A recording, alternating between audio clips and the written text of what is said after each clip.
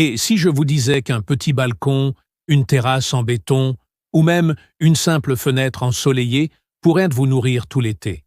Que des personnes sans jardin, sans terrain, sans superficie, cultivent plus de nourriture que leurs voisins ayant de grands potagers, simplement en comprenant quelle culture se développe particulièrement bien en conteneur. La plupart des gens pensent qu'il faut un lopin de terre pour cultiver des aliments de qualité. Ils regardent leur appartement, leur maison de location, leur minuscule terrasse, et ils pensent « ce n'est pas suffisant, je ne peux pas continuer comme ça ». Mais ils ont tort, car il existe 20 cultures qui ne survivent pas seulement en pot. Ils prospèrent. Ils deviennent complètement fous. Et aujourd'hui, je vais vous les montrer tous. Restez dans les parages, car le numéro 12 de cette liste peut nourrir une famille de 4 personnes pendant des mois, avec un seul seau de 5 gallons. Et la plante numéro 20 est celle que pratiquement tous les jardiniers en pot cultivent. Et la plupart d'entre eux laissent 60% de leur récolte sur la table. N'oubliez pas de vous abonner, car nous publions chaque semaine de nouvelles vidéos sur la façon de cultiver plus de nourriture dans moins d'espace et avec moins d'argent. Entrons dans le vif du sujet. Voici 20 cultures productives qui poussent abondamment en conteneurs, classées de l'impressionnant à l'absolument incroyable. Numéro 1. Les tomates cerises. La machine à sous qui ne s'arrête jamais. Commençons par le roi incontesté du jardinage en conteneur. Les tomates cerises sont la culture la plus productive que vous puissiez faire pousser en pot. Et c'est de loin. Voici pourquoi. Un plant de tomates adultes lutte pour remplir une large zone racinaire et produire de gros fruits lourds. Un plant de tomates cerises n'a qu'une seule fonction. Produire autant de petits fruits que possible, le plus rapidement possible et le plus longtemps possible. Dans un contenant de 5 à 10 gallons, avec un ensoleillement correct et un arrosage régulier, un seul plant peut produire des centaines de fruits par saison. Des variétés comme la Sunold, la Sweet Million et la Black Cherry sont cultivées précisément pour ce type de production explosive. Elles commenceront à produire dans 55 à 65 jours et ne s'arrêteront que lorsque le gel les tuera. L'élément clé est la taille du conteneur. Ne prenez pas un récipient inférieur à 5 gallons. 10, c'est mieux. Prévoyez une cage ou un treillis solide, car ces plantes deviennent hautes et lourdes sous le poids des fruits. Apportez-leur un engrais équilibré toutes les 2 semaines, une fois la floraison commencée. Plus vous en cueillez, plus ils produisent. Ce n'est pas un dicton. C'est littéralement le principe de fonctionnement des plants de tomates indéterminés. La récolte signale à la plante de continuer à fleurir. Imaginez un plant de tomates cerises en pot comme une usine à fruits qui fonctionne grâce à la lumière du soleil et à l'eau, et qui vous attendait sur votre terrasse tout ce temps. Numéro 2. Tomates de terrasse. Un concentré de puissance compacte. Les tomates patio sont le résultat de l'idée, née de l'observation de producteurs de tomates cerises par des cultivateurs qui se sont demandé « Et si on faisait la même chose avec une tomate à trancher de taille normale ?» Il en résulte une catégorie de variétés compactes, déterminées ou semi-déterminées, cultivées spécifiquement pour la culture en conteneur. Des variétés comme Patio, Bush Early Girl, Tumbling Tom et Celebrity Compact mesurent généralement de 60 à 90 cm de haut, mais produisent des fruits de taille normale, ou presque normale, en grande quantité. Ils ne s'étendent pas. Ils n'ont pas besoin de cages de 1,80. Elles sont conçues précisément pour la situation dans laquelle vous vous trouvez. Le mécanisme en question est celui d'une croissance déterminée. Contrairement aux tomates cerises indéterminées qui continuent de pousser tout au long de la saison, les variétés déterminées pour terrasse produisent tous leurs fruits sur une période concentrée, généralement de 3 à 5 semaines. Cela signifie que vous obtenez une récolte abondante et régulière dans un délai prévisible. Les contenants de 5 à 7 gallons conviennent parfaitement. Elles n'ont pas besoin d'autant de tutorage que les variétés indéterminées, même si une petite cage est utile une fois les fruits formés.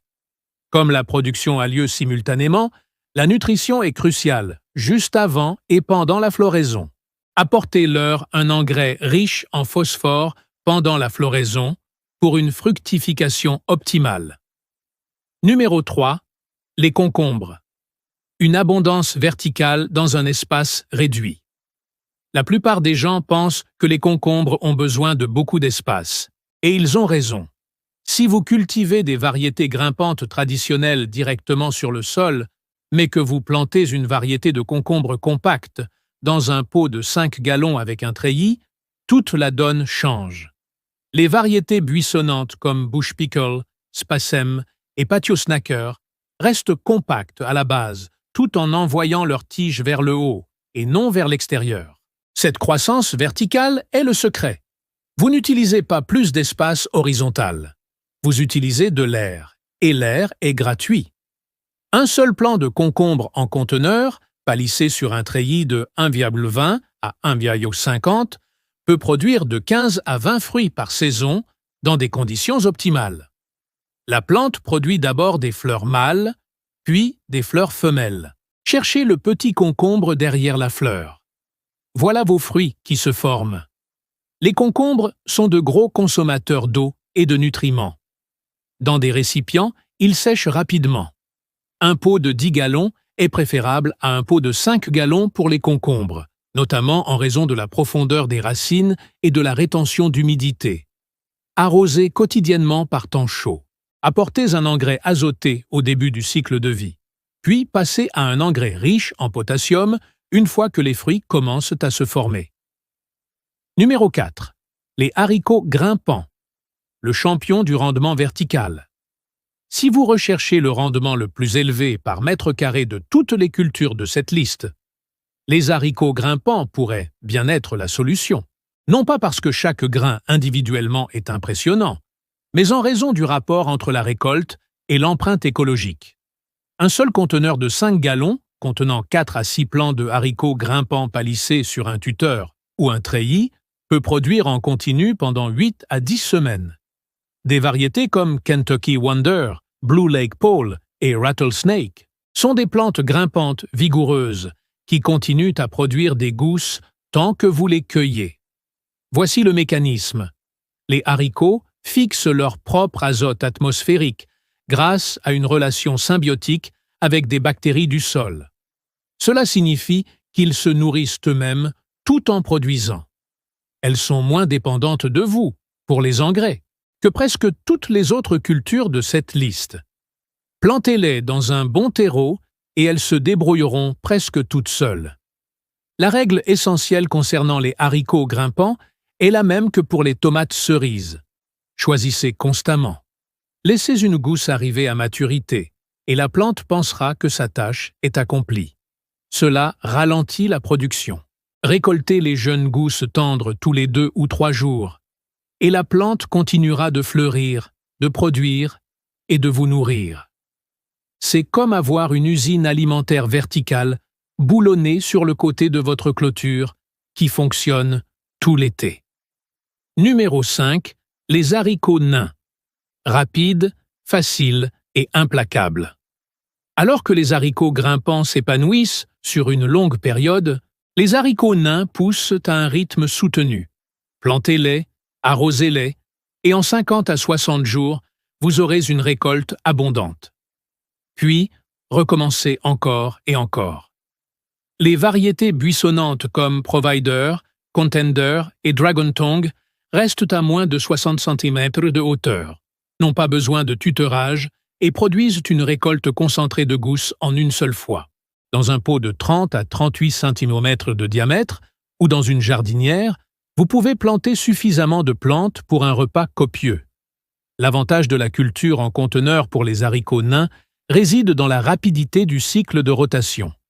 Dans un potager en pleine terre, après la récolte des haricots nains, il faut arracher les plants, amender le sol et replanter. Dans un récipient, vous pouvez facilement vider et renouveler le terreau entre 2 plantations. Cela signifie que vous pouvez effectuer 3 plantations complètes en une seule saison, ce qui transforme un pot en plusieurs mois de récolte. Nourrissez-les légèrement. Trop d'azote et vous obtiendrez des plantes d'un vert luxuriant avec peu de gousses. Les haricots nains ont besoin d'un équilibre fertilisant équilibré, et non d'un excès d'azote. Arroser régulièrement. Un arrosage irrégulier rend les gousses dures et filandreuses. Numéro 6. Les poivrons. Les plus chauds deviennent complètement fous. Voici un point que le monde du jardinage sous-estime constamment. Les piments forts font partie des cultures les mieux adaptées à la culture en conteneur, les plus résistantes à la sécheresse et les plus productives en continu. Un seul plant de piment habanero, de piment de Cayenne ou de piment thaï dans un pot de 3 à 5 gallons peut produire des centaines de piments en une seule saison. La biologie joue en leur faveur pour la culture en conteneur. Les poivrons ont un système racinaire compact. Elles tolèrent et préfèrent même des conditions légèrement plus sèches que les tomates. Elles adorent la chaleur, et les conteneurs chauffent plus vite que la terre, ce qui accélère la production. Et comme elles sont vivaces dans les climats sans gel, une plante de poivron que vous semez cette année peut être hivernée à l'intérieur et devenir un spécimen massif et très productif la saison prochaine. Les poivrons doux comme le Carmen ou le King of the North poussent également bien en pot, mais les variétés piquantes ont tendance à être encore plus compactes et productives.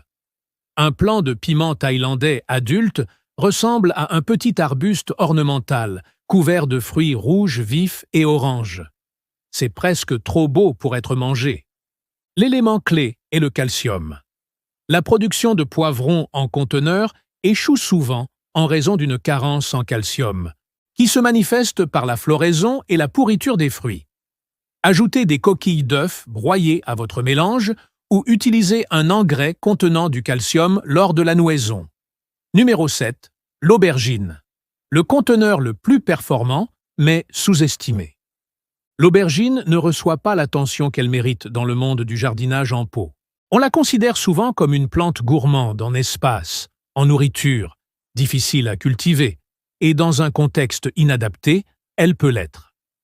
Mais choisissez la bonne variété et plantez-la dans un pot de 5 gallons, avec un bon terreau et en plein soleil.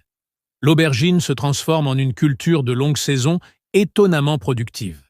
Les variétés compactes comme Patio Baby, Fairy Tale et l'aubergine japonaise Ichibon restent de taille raisonnable et sont très productives. Les petits fruits des variétés Patio Baby et Fairy Tale se prêtent particulièrement bien à la culture en pot. Chaque plant peut porter simultanément une douzaine de fruits, voire plus, sans s'affaisser sous leur poids. L'aubergine adore la chaleur, plus que les tomates, plus que les poivrons. Plus votre terrasse ou votre patio est chaud, plus vos aubergines seront heureuses. Les contenants noirs absorbent davantage de chaleur, ce qui accélère la croissance et la nouaison. En plein été, une aubergine productive se gère presque toute seule. Apportez une quantité importante de potassium pendant le développement des fruits. Les aubergines sont des fruits denses et riches en calories comparés aux tomates.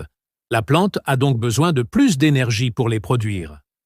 Un arrosage régulier et en profondeur prévient également l'amertume qui peut se développer chez les plantes stressées par la sécheresse.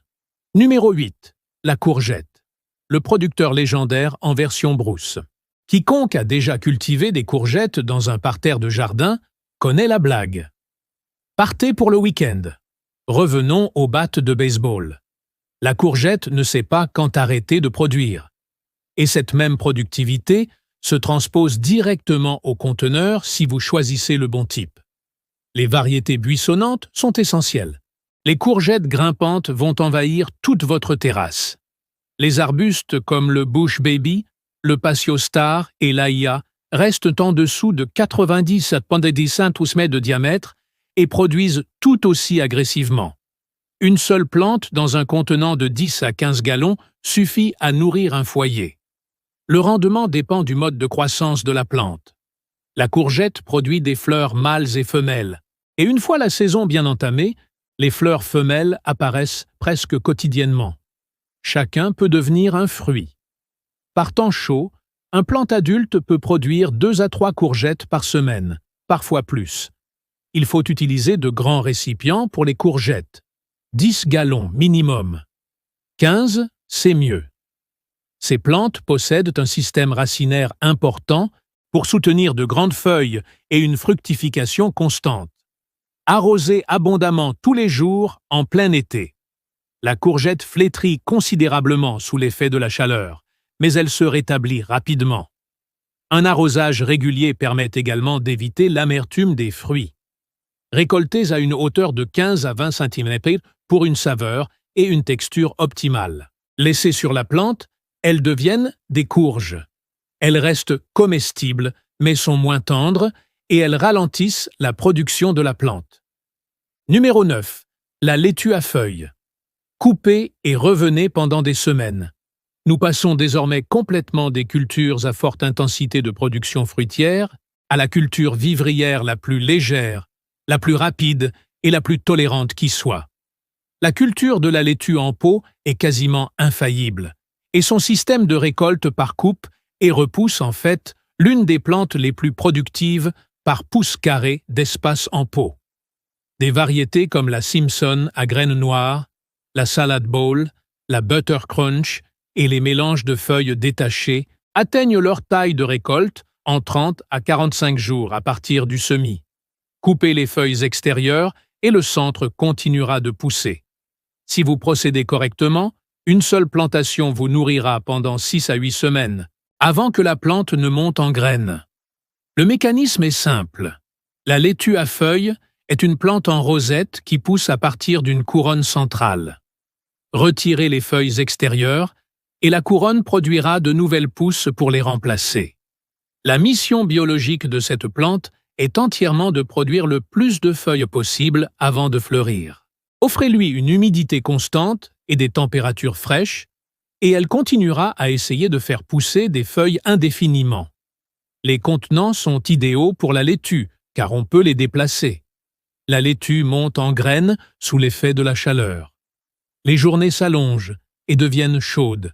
La plante passe à la production de graines, ce qui rend les feuilles amères. En conteneur, vous pouvez la déplacer à l'ombre l'après-midi lorsque la chaleur estivale s'installe, ce qui prolonge considérablement la période de récolte.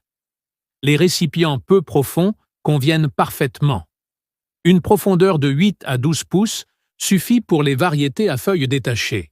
C'est la plante idéale pour un rebord de fenêtre, une jardinière sur une rambarde ou des étagères superposées sur un balcon.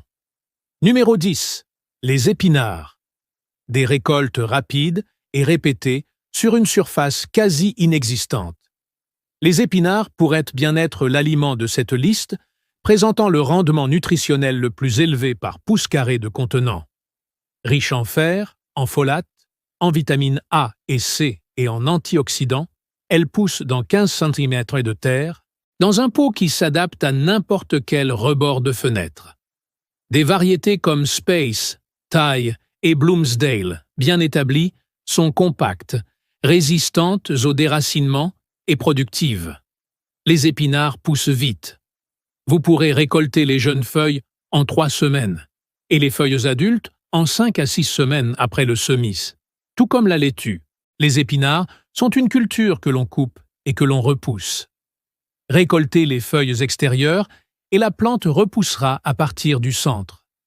Plantez en succession toutes les 2 à 3 semaines et vous obtiendrez une production constante.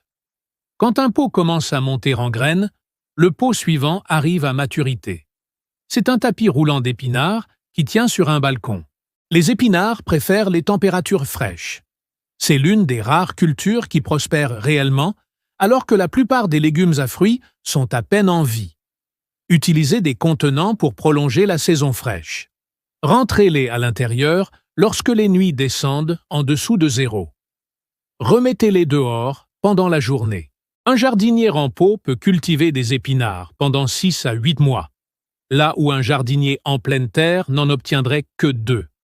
La densité nutritionnelle des épinards, combinée à leurs faibles besoins en espace, en fait une culture de survie quasi idéale pour les cultivateurs en conteneur. Vous n'avez pas besoin de beaucoup de terre. Vous n'avez pas besoin de beaucoup d'espace. Il vous faut du soleil, de l'eau et des graines. Numéro 11. La roquette. La culture comestible la plus rapide que vous puissiez faire pousser. Si vous voulez consommer des aliments de la graine à l'assiette le plus rapidement possible, la roquette est la meilleure option. Germination en 5 à 7 jours, jeunes feuilles en 2 à 3 semaines, récolte complète en 4 à 6 semaines. Aucune culture de cette liste ne passe plus rapidement du sol à l'assiette. Les variétés de roquettes standards sont des plantes à croissance rapide, au goût piquant et poivré qui s'intensifie à mesure que les feuilles mûrissent. La Sylvetta est une variété de roquette sauvage au goût plus intense et à la montée en graines légèrement plus lente. Dans un récipient de 10 à 15 cm de profondeur, vous pouvez cultiver suffisamment de légumes pour vos salades habituelles, et ce, dans un espace très réduit. Voici l'astuce de la repousse qui rend la roquette exceptionnelle pour la culture en pot. Laissez une plante monter en graines. Les graines se dispersent facilement. Ramassez-les ou laissez-les tomber dans un pot voisin. La roquette se ressème abondamment dans les bonnes conditions. Une fois que vous avez implanté la roquette dans votre jardin en pot, elle aura tendance à y pousser indéfiniment. La roquette devient amère et monte rapidement en graines par temps chaud. En été, c'est une culture d'ombre. Utilisez l'ombre des pots de tomates ou de haricots plus haut pour la faire pousser à la lumière filtrée en dessous. Par temps frais, il est en plein soleil. Cette adaptabilité en fait une culture en conteneur utilisable toute l'année dans de nombreux climats. Sa saveur prononcée fait qu'on en utilise moins que de la laitue. Un petit récipient est très pratique en cuisine. Numéro 12, la blette suisse. Le long trajet en forêt. Nous arrivons maintenant aux cultures qui refusent tout simplement de s'arrêter. La bêta-carde est l'athlète d'endurance des légumes en pot, et elle produira continuellement jusqu'aux premières gelées, et, sous les climats doux, tout l'hiver.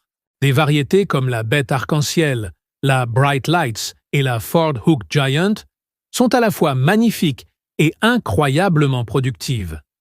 Les larges feuilles plates et les tiges colorées donnent aux bêtes cultivées en pot un aspect presque décoratif. Certaines personnes le cultivent dans des pots décoratifs, précisément parce qu'il est très attrayant. Le système de coupe et de repousse fonctionne encore mieux avec la bêta-carde qu'avec la laitue, car la bêta-carde ne monte pas facilement en graines. Elle veut continuer à produire des feuilles. Coupez les tiges extérieures à 5 cm du sol et, en une semaine, la plante commencera déjà à produire de nouvelles pousses. Répétez cela pendant des mois. La taille du contenant a son importance ici. La bêta-carde possède un système racinaire important et atteint une grande taille. Un pot de 5 gallons convient parfaitement pour 1 ou 2 plantes. Donnez-lui de l'espace et elle vous récompensera par des récoltes continues pendant toute une saison de croissance. Son profil nutritionnel riche en vitamines K, A et C, en magnésium et en antioxydants, combiné à sa période de récolte continue, fait de la bêta-carde l'une des cultures les plus précieuses que vous puissiez mettre en pot. Elle est également suffisamment résistante à la chaleur pour survivre à l'été, contrairement aux épinards et à la laitue. Plantez un pot de bêta-carde en mai et vous en aurez encore pour vous nourrir en octobre. Numéro 13, le chou frisé. Des mois de feuilles provenant d'un seul pot. Le chou kale connaît actuellement un regain de popularité. Mais oubliez le marketing des super-aliments. Ce qui compte pour les jardiniers en pot, c'est ceci.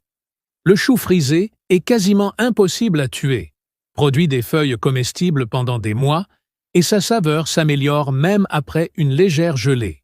Les variétés compactes comme la Blue Curled Naine, la Red Russian et la Lacinado produisent abondamment dans des conteneurs de 3 à 5 gallons. Elles poussent lentement mais régulièrement, et un plant de chou frisé mature continue de produire de nouvelles feuilles à partir de son extrémité en croissance au fur et à mesure que vous récoltez les feuilles inférieures. La résistance au froid du chou frisé en fait un champion de l'entre-saison. Elle germe dans des sols à des températures aussi basses que 45 degrés. Il tolère les gelées légères. Dans un récipient, vous pouvez la démarrer à l'intérieur au début, la déplacer à l'extérieur et la faire produire des semaines avant que quoi que ce soit d'autre ne soit planté en pleine terre. En automne, alors que tout le reste a fané, votre pot de chou frisé est toujours là. Contrairement à de nombreuses cultures, le chou frisé n'a pas besoin d'être récolté en continu pour rester productif. Vous pouvez prendre ce dont vous avez besoin et laisser le reste. Cette plante ne monte pas en graines comme la laitue et ne pousse pas lentement comme les poivrons. Elle continue de croître à son propre rythme régulier. Le chou frisé est également l'un des légumes les plus riches en nutriments par calories. Du fer, du calcium, des vitamines A, C et K en concentration supérieure à celle de la plupart des aliments. Pour tous ceux qui s'intéressent à une véritable sécurité alimentaire grâce à un potager en conteneur, le chou frisé a toute sa place dans ce type d'installation. Numéro 14. Les radis. La culture à répétition rapide. Les radis sont la porte d'entrée vers le jardinage potager en conteneur. Et je le dis dans le meilleur sens du terme. 25 à 30 jours entre la semence et la récolte. Germination quasi infaillible. Aucune pression parasitaire lorsqu'ils sont jeunes. Si vous n'avez jamais cultivé de légumes auparavant, commencez par les radis. Des variétés comme les radis cerises, les radis French breakfast et les radis pastèques arrivent à maturité à des rythmes différents. Mais elles partagent toutes la même capacité à être cultivées en pot. Ils n'ont besoin que de 6 pouces de profondeur de sol. Ils peuvent être espacés de 3 à 4 pouces. Une jardinière de 30 cm de diamètre peut produire 2 à 3 douzaines de radis en une seule plantation. C'est la répétition qui rend les radis exceptionnels en culture en conteneur. Puis, à nouveau, en automne. Vous aurez des radis à chaque période de récolte tout au long de la saison de croissance. Aucune plantation ne produit longtemps à un seul endroit. Les radis sont soit récoltés, soit ils montent en graines. Mais le système de plantation successive transforme plusieurs petits conteneurs en une machine à récolter en continu. Les radis améliorent également le sol des conteneurs entre les cultures plus lourdes. Leurs fines racines aident à ameublir le terreau compacté, et comme elles sont peu gourmandes en nutriments, elles n'épuisent pas le terreau avant que vous ne replantiez avec une plante plus exigeante. Rapides, faciles à cultiver, productifs et peu encombrants, les radis ne sont pas suffisamment reconnus comme une culture en pot sérieuse. Mais les jardiniers en pot expérimentés ont toujours une culture de radis en succession quelque part. Numéro 15. Les carottes. Des variétés basses qui aiment les pots profonds. Les carottes en conserve peuvent paraître contre-intuitives, jusqu'à ce qu'on comprenne la règle qui les rend efficaces. Profondeur. La plupart des échecs de culture de carottes en conteneur sont dus à des pots peu profonds. Donnez-leur une profondeur de 12 à 14 pouces. Avec les bonnes variétés, les carottes cultivées en conteneur peuvent être plus performantes que celles cultivées dans un sol argileux lourd. Les variétés à racines courtes sont essentielles. Les carottes rondes, Chantine, Danvers, Paris Market et Littlefinger atteignent toutes une longueur maximale de 4 à 6 pouces. Ils sont élevés précisément pour les conditions offertes par les conteneurs. Espace racinaire restreint, humidité constante, sol meuble. Les variétés rondes ou semi-longues, comme Paris Market et Chanton Red Core, sont particulièrement adaptées, car leur forme à épaules larges maximise le volume racinaire qu'elles développent sur une faible profondeur. L'avantage de la culture en conteneur par rapport à la culture en pleine terre est significatif pour les carottes. Dans la terre, les carottes se fendent en contournant les pierres, le tassement et les obstacles. Dans un récipient profond, rempli d'un terreau léger sans pierre, elles poussent droites et uniformes. L'environnement à humidité contrôlée empêche également les fissures qui se produisent lorsque les carottes en terre subissent des cycles d'humidité et de sécheresse. Semez densément et éclaircissez à 5-7,5 cm d'intervalle une fois les jeunes plants établis. Les éclaircies sont comestibles. Les fanes de carottes nouvelles sont douces et peuvent être utilisées en salade. Utilisez un engrais à faible teneur en azote et à forte teneur en phosphore pour favoriser le développement des racines plutôt que celui du feuillage. Numéro 16. Betterave. La culture qui vous offre 2 récoltes en une. Voici un élément qui rend les betteraves véritablement exceptionnelles pour les jardiniers en pot. Vous ne cultivez pas une seule culture, vous en cultivez 2. La racine et les feuilles sont toutes 2 comestibles, nutritives et peuvent être récoltées à différents stades sans que l'une ne nuise à l'autre. Les jeunes fans de betteraves, âgés de 3 à 4 semaines, sont tendres, douces et excellentes en salade ou sautées. À mesure que la racine se développe, les feuilles vertes gagnent en saveur tout en restant comestibles. Puis, au bout de 8 à 10 semaines, on récolte la racine entière. Une plantation, 2 sources de nourriture, un pot. Des variétés comme Detroit Dark Red, Kyoja et Golden Beet sont bien adaptées aux conteneurs de 8 à 10 pouces de profondeur. Les variétés à racines rondes sont mieux adaptées à la culture en conteneur que les variétés cylindriques comme Cylindra, qui nécessitent plus d'espace en profondeur, de 3 à 4 pouces, pour des racines de taille normale, ou bien une plantation plus dense et la récolte des jeunes racines lors de l'éclaircissage. Les betteraves, comme les épinards et le chou frisé, sont résistantes au froid. Ils tolèrent le gel léger. En conteneur, on peut jouer sur la saison dans les 2 sens, en les plantant plus tôt et en les gardant productives plus tard que la plupart des cultures de saison chaude. Les arguments nutritionnels en faveur des betteraves sont convaincants. Les composés de folate, de manganèse, de potassium et de bétaine ont été étudiés pour leurs effets cardiovasculaires et anti-inflammatoires. Et la couleur rouge foncé des variétés traditionnelles de betterave indique une teneur élevée en antioxydants. 2 cultures dans un seul pot. Voilà une opportunité à ne pas manquer pour les jardiniers en pot. Numéro 17. Oignons verts et ciboules. La machine à repousser perpétuellement. Nous abordons maintenant des cultures qui semblent presque relever de la triche. Car les oignons verts et les ciboules ne se contentent pas de pousser en pot. Ils repoussent indéfiniment. Voici la technique que les jardiniers en pot ont découverte il y a des années. Conserver les extrémités blanches des racines des oignons verts achetés en magasin. Plantez-les à 2,5 cm de profondeur dans un pot de 10 à 15 cm rempli de terreau humide. Eau. En 7 à 10 jours, vos oignons verts auront retrouvé leur taille normale. Récoltez les parties aériennes, laissez les racines dans le pot et elles repousseront.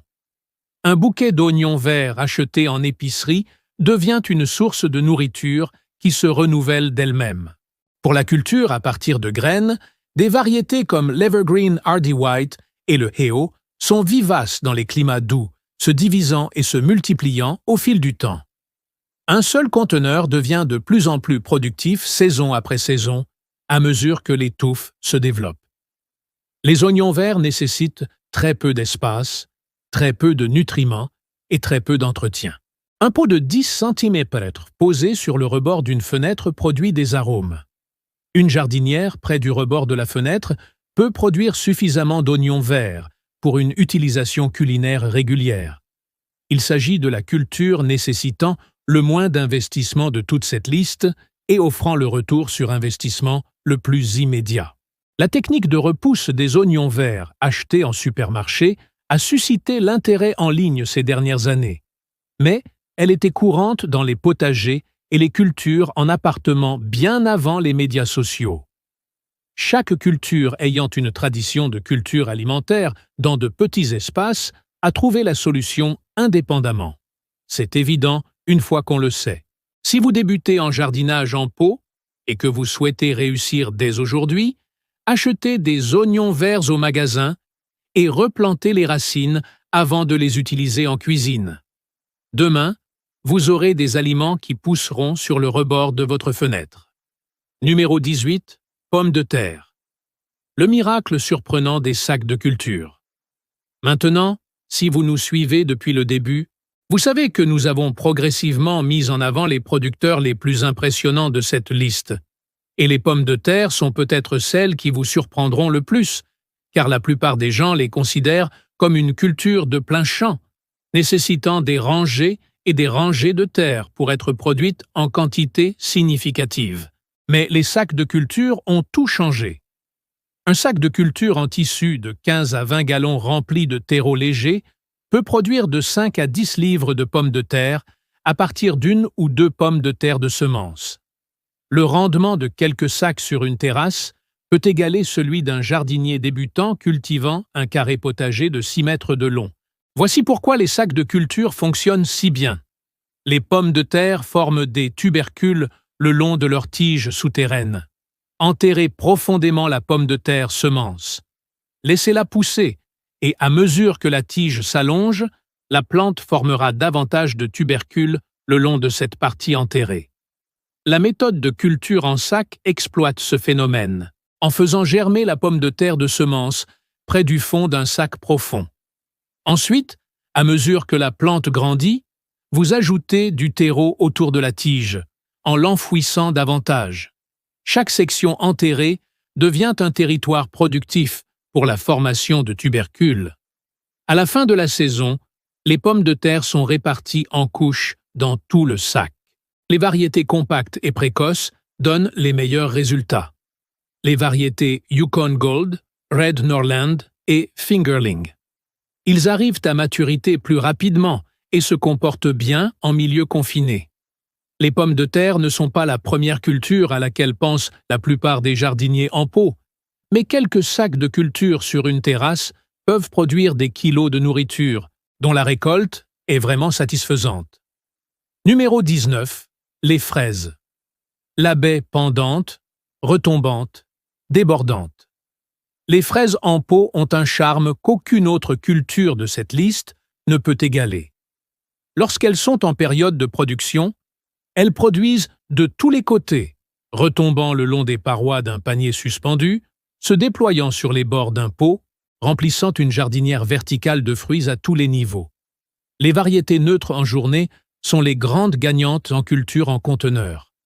Contrairement aux variétés de juin qui ne produisent qu'une seule fois, les fraises à cycle court comme Seascape, Albion et Ivy, dans un conteneur avec un arrosage régulier et une fertilisation mensuelle. Un seul plant de fraises à floraison neutre peut produire 1 litre de fraises, voire plus, sur toute une saison. Les jardinières en tour et les paniers suspendus exploitent la capacité des fraisiers à se propager par flétrissement d'une manière que la plantation en pleine terre ne permet pas.